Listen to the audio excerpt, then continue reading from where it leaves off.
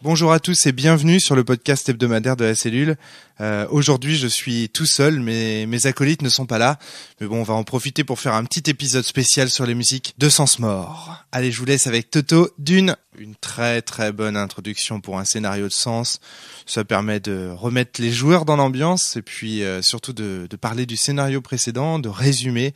Moi, franchement, c'est une musique que j'adore. C'est la musique du début de Dune.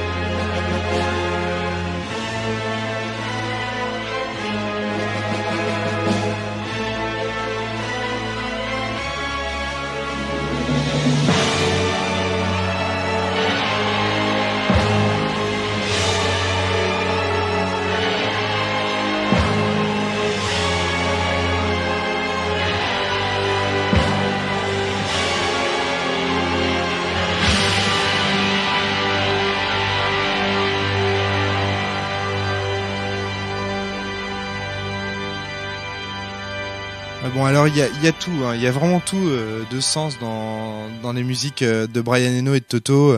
C'est assez incroyable. En fait, si on écoute bien, bon, il y a déjà une espèce de synthé complètement rétro, hein, ce qui rappelle le côté rétro-futuriste aussi de Sens. Puis bon, il y a aussi les chœurs, hein, qui font penser à tout ce qui est héroïque, philosophie, tout ça. Et puis c'est aussi une grande montée, donc ça fait penser bien sûr aux successions de révélations qu'il y a dans Sens. Enfin, en tout cas, moi cette musique, pour moi maintenant, c'est réglé. Je l'écoute en écrivant, je l'écoute en maîtrisant, je l'écoute tout le temps. Donc maintenant, pour moi, ça me fait vraiment beaucoup penser à Sens. Donc c'est pour ça que j'insiste bien souvent pour commencer, pour que les gens qui maîtrisent Sens essayent de commencer en fait à maîtriser sur cette musique-là, qui est vraiment pour moi la musique typique sensienne à fond. Alors ça vient de Newgrounds Audio Portal. C'est une musique de Crimson Wolves. C'est des remixes de Metroid qu'on utilise aussi pour Sens Mort.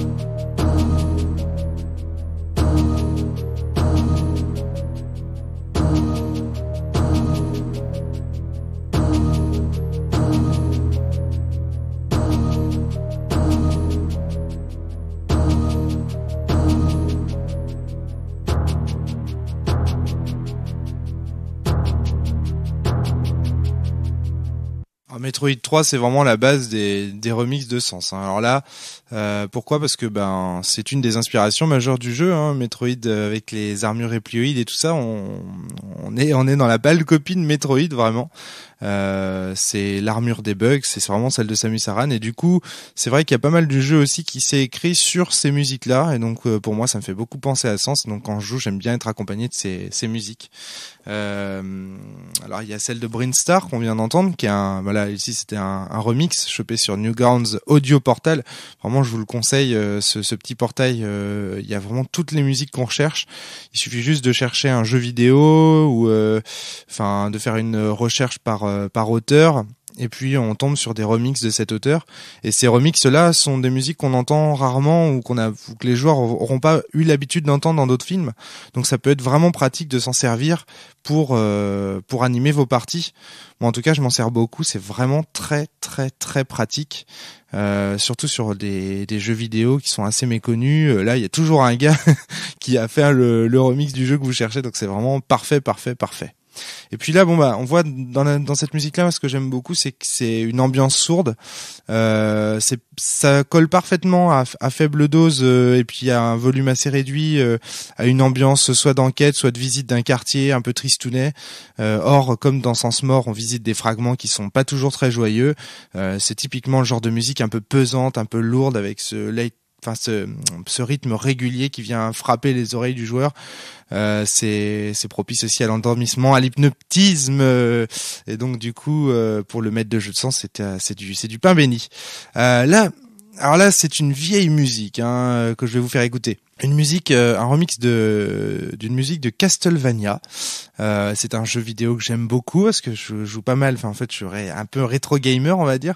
Donc, c'est un jeu vidéo que j'aime beaucoup, qui a bercé ma jeunesse. Cette ambiance un peu gothique que nous proposait Castlevania, c'est vraiment cher à mon cœur, même si la période romantique vue par les Japonais, c'est un petit peu étrange. Moi j'aime bien le côté kitsch, j'aime bien le grand château, j'aime bien les chandeliers, j'aime bien tout ça, j'aime bien les musiques de Castlevania, et donc je les utilise régulièrement pour mes parties de Sens. Alors pas les musiques de Symphony of the Night qui sont les plus connues, celles-là je les utilise pas parce qu'elles sont, d'abord pour moi elles sont trop connotées. Pour moi c'est Symphony of the Night, donc j'arrive pas à jouer à Sens en écoutant ces musiques. Par contre, les musiques de ce Castlevania, je crois, je suis pas sûr, je suis pas certain, j'aurais dû faire des recherches. J'ai pas d'iPhone donc je peux pas utiliser Shazam, mais c'est un remix qu'on m'a offert une fois pour mon anniversaire. C'est un CD gravé, donc je sais pas du tout d'où vient le remix et je sais pas qui l'a composé, mais en tout cas j'ai utilisé cette musique, mais alors de nombreuses fois dans mes scénars. Je vous laisse avec. À tout à l'heure.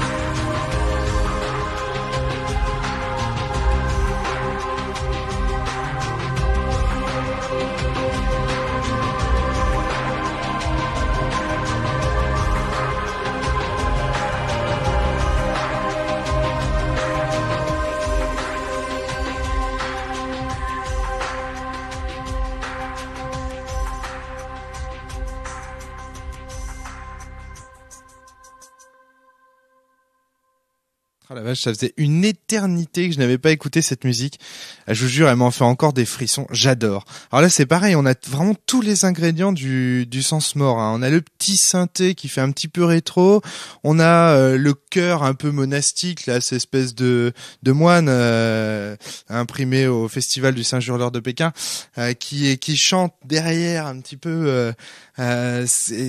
Encore une fois, ce côté initiatique, ce côté religieux, ce côté sacré en fait qu'on retrouve dans Sens Mort derrière un décor très space opéra, un peu rétro-futuriste, donc encore synthé, chœur monastique, c'est génial. Puis bon, bah l'aspect électro qui donne le ton d'un futurisme, c'est vraiment ça. Et là, on est en plein dans Sens Mort, une musique bien lourde aussi, bien pesante, avec aussi un rythme régulier qui vient frapper les joueurs et les hypnotiser. C'est vraiment des musiques parfaites, en parfaite adéquation avec l'univers de Sens Mort, comme sont les musiques généralement de Craig Armstrong.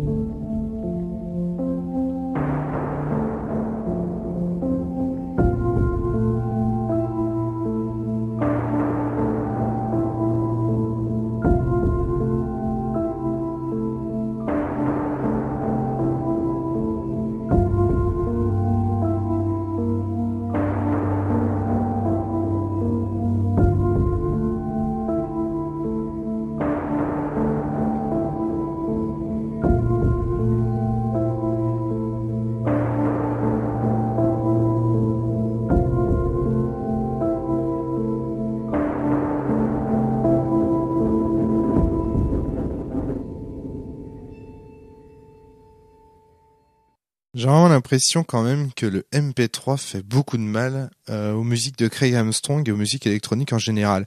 Là, je sais pas si vous avez entendu cette espèce de grésillement pendant toute la musique. Moi, je n'ai entendu que ça. En tout cas, cette musique de Craig Armstrong est vraiment pas mal parce que c'est pareil. Il y a le côté orageux, le côté lourd, le côté sombre.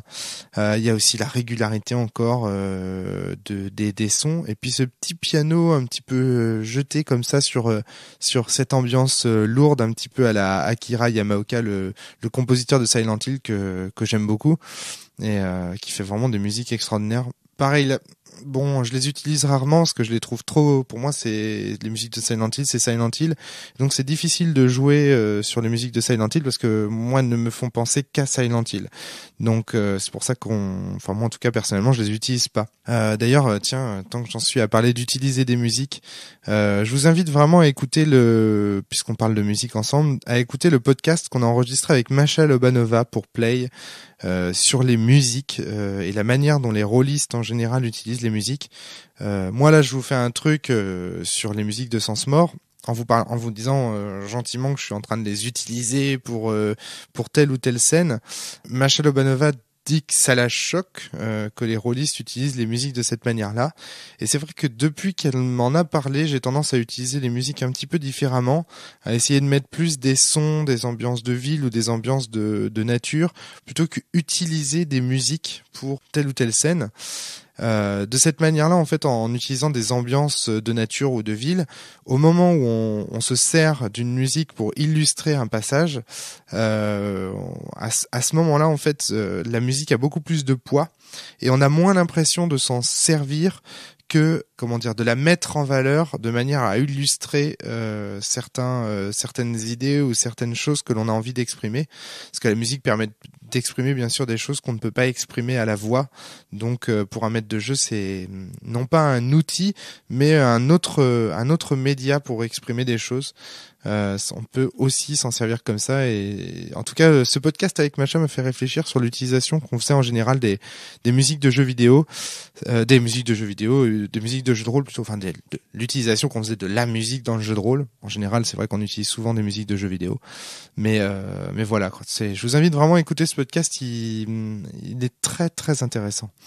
Dans Sens Mort, il se passe aussi des choses un petit peu moins positives, et notamment pour le personnage de Solipsis, à qui il va arriver des misères.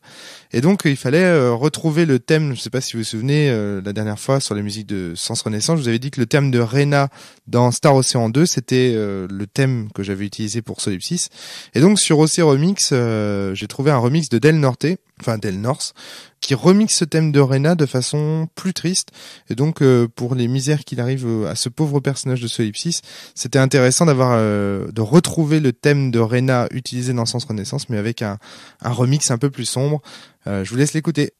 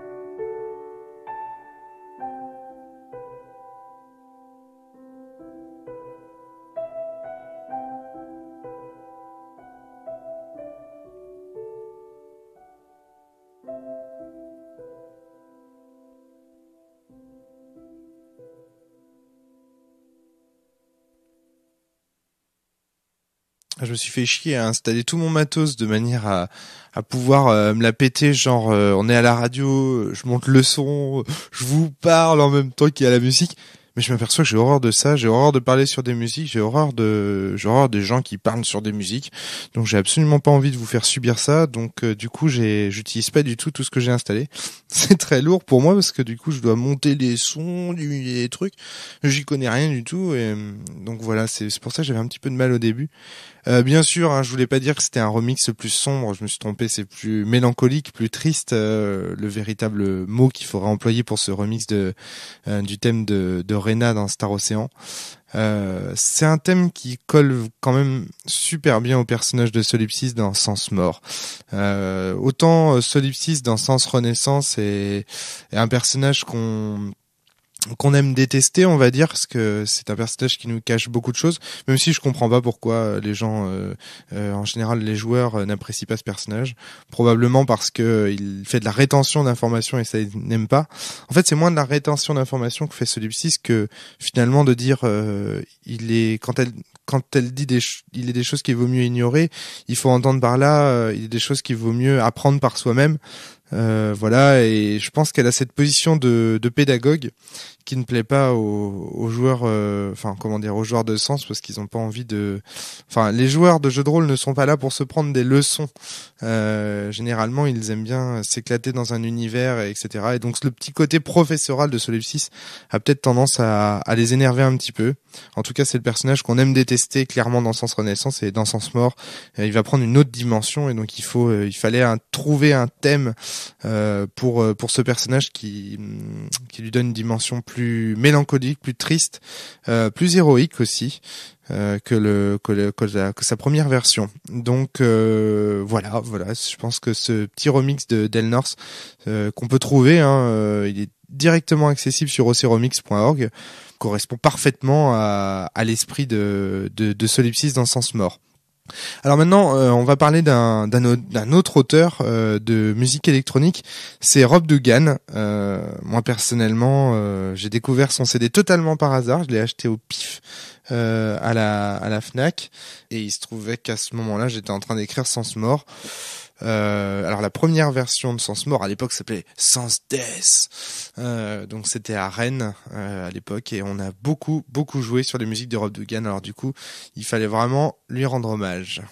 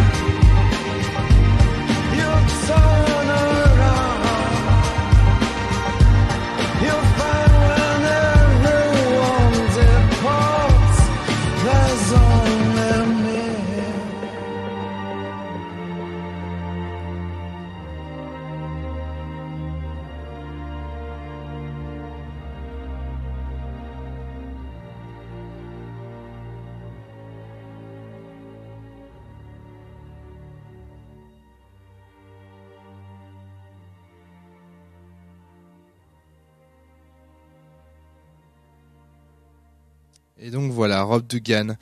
Euh, alors forcément, ça s'utilise pas comme ça d'entrée de jeu avec. Je m'aperçois que je ne propose pas la meilleure qualité de son aujourd'hui là, parce que j'entends mes musiques sont particulièrement saturées au niveau, notamment au niveau des basses. Je sais pas ce qui se passe. Il y a un réglage que j'ai dû chier. Ouais, je suis très chiant au niveau du son, hein. J'essaye d'être le plus correct possible avec vous et avec vos oreilles parce que quand même, il y a beaucoup de choses qui se font sur Internet, des podcasts amateurs, des vidéos et je trouve que le son, c'est vraiment un des aspects de toutes ces choses-là qui est vraiment négligé. Je veux dire, je trouve que même dans des trucs aussi connus que Malcolm fait des vidéos ou je sais pas quoi, le son est pas toujours excellent. Alors Malcolm fait des vidéos, ça va encore, mais enfin tous ces trucs un petit peu naissants sur Internet, je trouve que le son c'est vraiment un des aspects les plus négligés. Alors sur un podcast, on peut pas passer à côté quand même. Si on néglige son son, on néglige son auditeur et du coup c'est pas possible. Donc c'est pour ça que je suis un petit peu chiant sur le son. Je sais que Thomas a tendance à me chambrer pas mal là-dessus, mais bon, voilà. Alors quoi qu'il en soit, Rob Dugan, ça c'est vraiment, encore une fois, typique de ce que peut être Sens Mort, hein. Des complexes, des fragments métalliques, des villes à perte de vue. Donc on a de l'électro, on a encore une fois des rythmes réguliers liés à ces rythmes électroniques, mais aussi toujours cet orchestre symphonique derrière, ces violons, ces grandes envolées lyriques qui sont propres aussi à l'héroïsme qu'on recherche dans Sens. Et dans Sens Mort, la tonalité des violons colle bien aussi à la tragédie et à la tristesse qui est traversée par les personnages à ce moment-là. Donc là, je vous ai proposé la version chantée de Rob Dugan. Maintenant, il existe aussi un double CD donc ça c'était la version de Furious Angels sortie en 2001. Mais il y a un autre CD sorti un petit peu plus tard qui est un double CD dans lequel vous avez non seulement les versions chantées, mais aussi les versions orchestrées uniquement. Et donc ces versions-là, c'est celles qu'on utilisait. Parce que moi j'ai acheté la version chantée, et puis juste derrière, Thomas Fournier, qui était le joueur de Marius, a acheté directement le double CD. Donc du coup on a utilisé ces CD ces musiques pour jouer à Sens Mort. C'est vraiment des musiques extraordinaires, hein. Pour Sens, c'est le top. Mais qu'est-ce qu'il fait, ce bon DJ australien? Qu'est-ce qu'il devient? Alors aujourd'hui, il vit à Londres, mais pourquoi ne fait-il plus rien? Pourquoi ne produit-il plus rien après cet excellent CD? Est-ce qu'il considère qu'il avait tout dit dans ce CD? Et puis, je sais pas quoi. Pourquoi ne fait-il plus rien aujourd'hui? Pourquoi ne produit-il plus de musique? Je trouve ça vraiment bizarre, alors que vraiment ce Rob Dugan avait un talent quasiment équivalent. Oui, équivalent. Enfin, je sais pas si c'est comparable, mais pour moi, c'était un autre Craig Armstrong. Donc, quand on avait marre d'écouter les musiques de Craig Armstrong, on pouvait se retourner vers Rob Dugan et écouter un petit peu ses musiques. Là, voilà, Rob Dugan, je sais pas, ne fait plus rien. Je comprends pas vraiment. Donc, si vous le connaissez personnellement, dites-le lui. Je sais qu'il y a des joueurs de Sens à Londres, en tout cas des lecteurs de Sens à Londres. Et je sais que Rob Dugan habite à Londres, alors essayez de le trouver et puis sortez-le du terrier et puis dites-lui de refaire des fucking musiques. Ça vaut vraiment le coup, quoi. C'est dommage qu'il n'en fasse plus.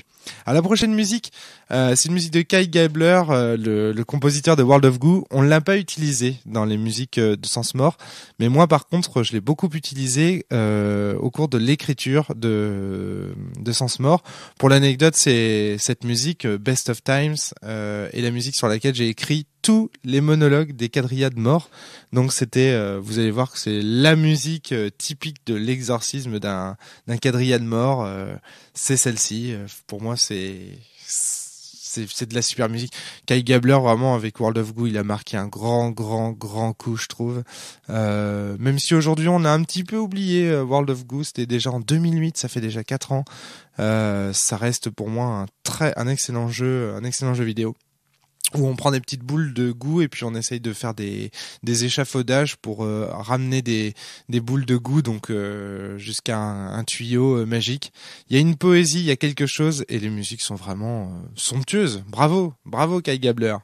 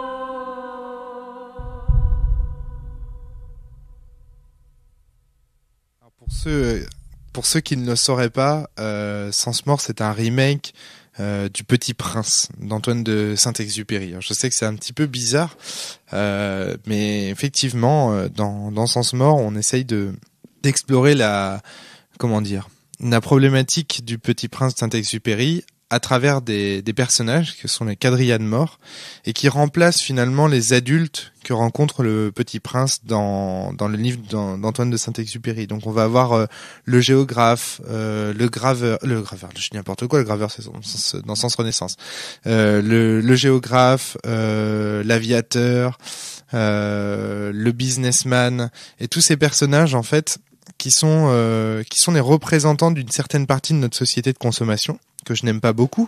Fabien Ilvain me disait que je faisais de la critique artiste dans Sans-Mort, c'est-à-dire qu'en fait je critique la société de consommation par une œuvre d'art, donc c'est de la critique artiste. Quoi qu'il en soit, moi je sais pas ce que je fais ce que j'aime, et moi ce que j'aime c'est le Petit Prince de Saint-Exupéry. Je trouve que ça renforce mon idée que finalement être adulte c'est retrouver le sérieux qu'on mettait dans ces jeux d'enfants. Être adulte c'est comment dire donner de l'importance à ce à quoi on donnait de l'importance quand on était enfant, et oublier un petit peu les jeux sociaux, les conventions et ce genre de choses, et puis revenir à des choses un peu plus essentielles, ce que vous aimez vraiment, des choses un peu plus authentiques, on dirait. Enfin voilà quoi.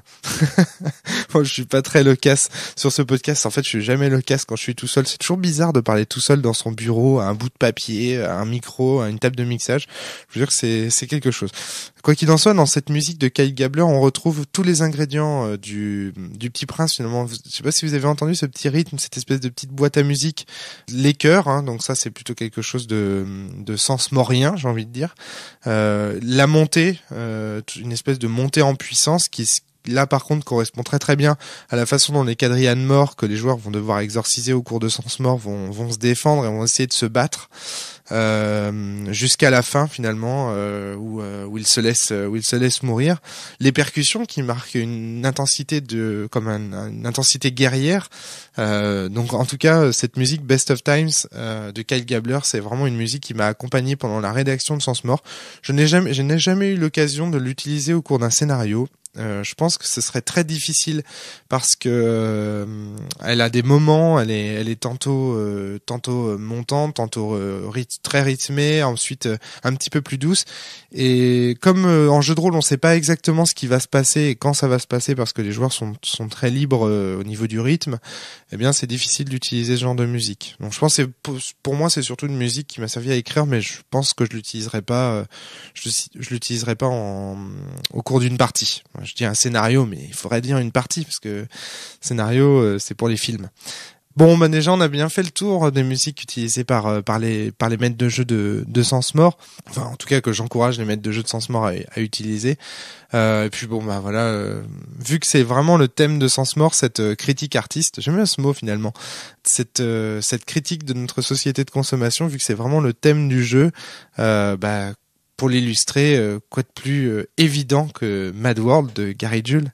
Allez, moi je vous laisse, je vous dis à bientôt pour un prochain podcast où je serai moins seul, à vrai dire entouré de tout le monde, un podcast épique, promis depuis le début de cette saison, qui s'intitulera Solipsis versus Myphos. Ça va blaster. Allez, je vous laisse avec Gary Jules. À bientôt, salut.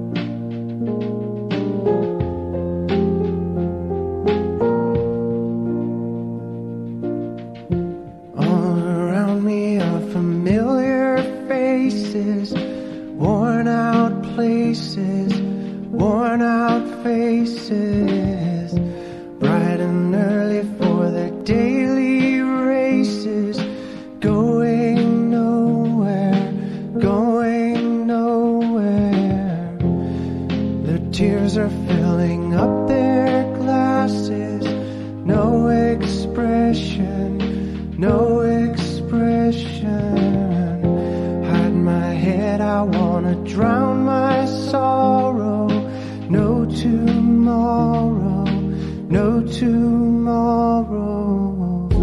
And I find it kind of funny, I find it kind of sad. The dreams in which I'm dying are the best I've ever had. I find it hard to tell you, I find it hard to take. When people run in circles, it's a very, very mad world. Mad world. Children waiting for the day they feel good. Happy birthday, happy birthday. And to feel the way that every child should sit and listen, sit and listen. Went to school and I was very nervous. No one knew me, no one knew me. Hello teacher, tell me what's my lesson. Look right through me, look right through me. And I find it kind of funny, I find it kind of sad. The dreams in which I'm dying